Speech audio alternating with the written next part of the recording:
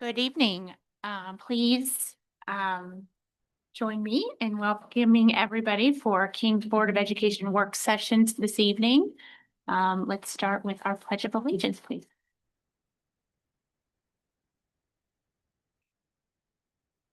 Pledge allegiance to the flag of the United States of America and to the republic for which it stands, one nation, under God, indivisible, with liberty and justice for all.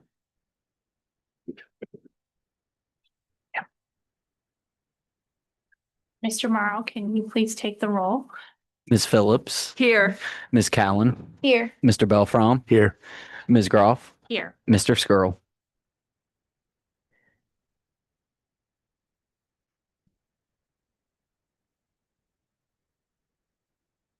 Can we have a motion to approve the agenda for this evening? I'll make that motion. Second the motion. Mr. Morrow. Ms. Phillips. Yes. Mr. Belfrom. Yes. Ms. Cowan. Yes. Ms. Groff. Yes. Okay, I see we don't have any reports and presentations. We will have a couple presentations next week, a fairly large update on the construction and our latest GMP and bid packages from HGC. So that'll be a big update next week. Mr. Morrow, your discussion items under the treasurer? Yes, thank you. Items 1 and 2 are the regular meeting minutes. If the board could take a look at those over the next week. Number 3, financial items. We have most of the standard items on the agenda this evening. I will say I'm working with the state to get additional information to update the 5-year forecast. So we'll have that hopefully in the next month. And then number 4 is the public records log. You can see we have a few items outstanding. Talking to our attorneys about all of them, about what we can and cannot provide related to those. All right, discussion items under the superintendent. Just one this evening. We have a field trip that we will ask the board to approve next week. This is for the King's Firecrackers jump rope team. They are traveling to Marshall University in December. And they will perform during halftime of the Wright State versus Marshall basketball game, showcasing their talent. So we appreciate the opportunity for them to showcase their talent, and we'll ask the board to approve that next week. Okay, discussion items under assistant superintendent, HR and business. Good evening, Vice President Groff, King's Board of Education. There are 4 items under our section this evening. First up, for recommendation next week and discussion this evening, personnel items. Would like to point out under staff resignations and retirements, a big thank you to Jill Swanson for 37 years of dedicated service to the King's local school district, a proud King's High School graduate. Jill has spent her entire career making a difference in the lives of her students at J.F. Burns Elementary.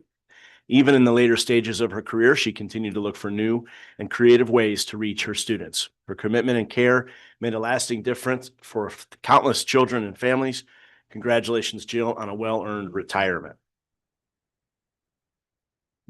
Also, under supplementals and stipends, I would like to point out there will be some recommendations for our Resident Educator Summit of Assessment Mentors. All 1st and 2nd year teachers need to go through what is called the RESA program through the Ohio Department of Education. Would also like to thank the CIS PTO for sponsoring a number of clubs and activities after school for our students to attend in both 5th and 6th grade.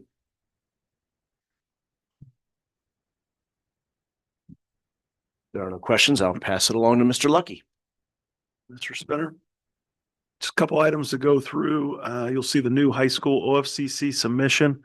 Standard with our ELP program that we're going through. They'll review this is our DD documents. We're actually on to the CD document. So it's a little bit of lag time. Just as a heads up, this will all change through the process of the project as we look at unhinging different buildings on the high school campus. Second one there is a Columbia change order. These are always good when you get money back. So this is a change order of releasing contingency on our pre-bought HVAC equipment that we had to do on the front end so it would be in on time so that we could open on time. Lastly is our copier lease extension. A couple big benefits of this. The technology department will thoroughly appreciate, and all of us, that will be able to get into the system. All of our kind of outside Kings entities will be able to print live. So all of our Beach Acres folks, all of our people from Warren County ESC, and it goes down about $400 a month. So the extension, there's a couple benefits for us to do at this time. Anybody has any questions about those? I just have a question about Columbia, since you had the change order listed. How are things going there now with the students in the classrooms? Fantastic. The staff that we had there did an amazing job. We gave them a tough task to get moved in and get set up in basically a day. And some of the teachers in there teach classes that require a whole lot of stuff. So I think the dust is settled. They're getting settled in with all of their casework, and no one's used to having what they need. I hate to say it that way, but these new classrooms have exactly what these staff members need. They got to be a part of the design process. It's going fantastic. It's awesome. We are finishing up some loose ends from the project on lighting. So there's some lights that are adding in there that just enhance the spaces quite a bit. Just clarify one thing with the OFCC submission. This question over the past few weeks and months has come up a couple times just around the project and our partnership with OFCC. And this is just to remind that our community that currently we are working alongside the OFCC. That's the Ohio Facilities Construction Commission. And we are working as much as we can to build the addition, past tense, to build the addition at Columbia. And then also our new high school, we're working diligently to try to build as much of that as we can based on the standards in the Ohio School Design Manual. The more that we build to those specifications and the more the building is designed to do that, the more credit that we will earn over time. So currently we are expecting a 26% return on the total approval items that we've met with OFCC specifications. So we work alongside them. They sit in almost every meeting with them. So I received that question a couple times on why aren't we partnering with the state? That we are partnering with the state. It's just going to work in the rear, not up front. Some folks, some districts get their money. They get a partnership early. They can go through what's called CFAP. And then that project, they get it's co-funded at that time. Ours, we will be submitting. We're doing these submissions all along, and then at some point in time, we have no time frame on this. We'll be eligible for a 26% return on the entire project. That'll only be allowed to be used for additional improvements, building improvements, again, all to the OFCC standards. So it's not, that money can't then be used for salaries, for benefits, for utilities and day-to-day operations. So anything you want to add to that, Matt? Yeah, so just easy math. If 50 million qualify, we'll get a check for $13 million at that time. We're hoping for more than that, but to help, all those funds have to go towards the master plan. So that's why you go through this process of approvals through them, through these milestone moments. That way at the end, they agree and we agree on what that master plan is and what that money can be used for.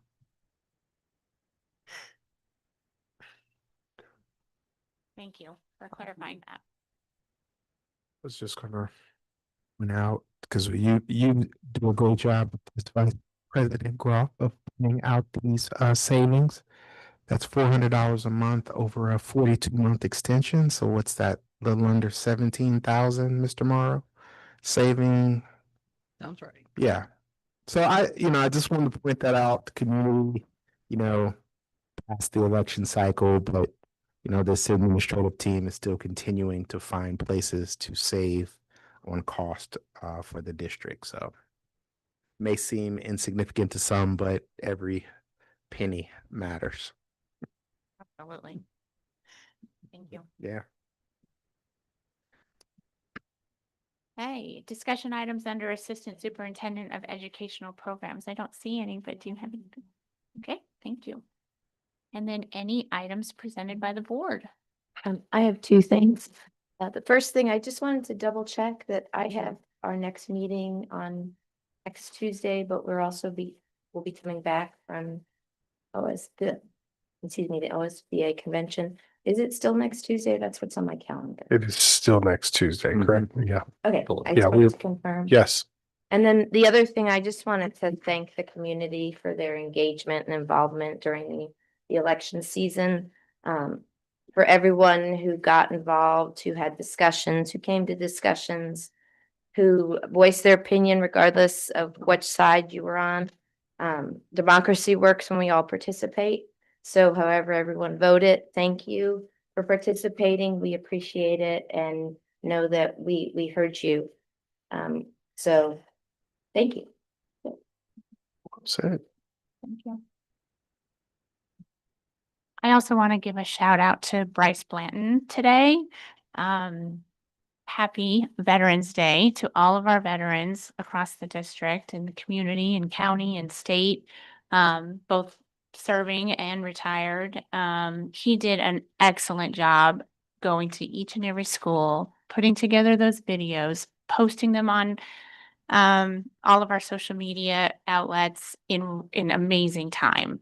And I just know it means a lot to the community to see that our kids are learning about how important our military is to our country. So thank you to Bryce for all his hard work he did today. He was a very busy guy.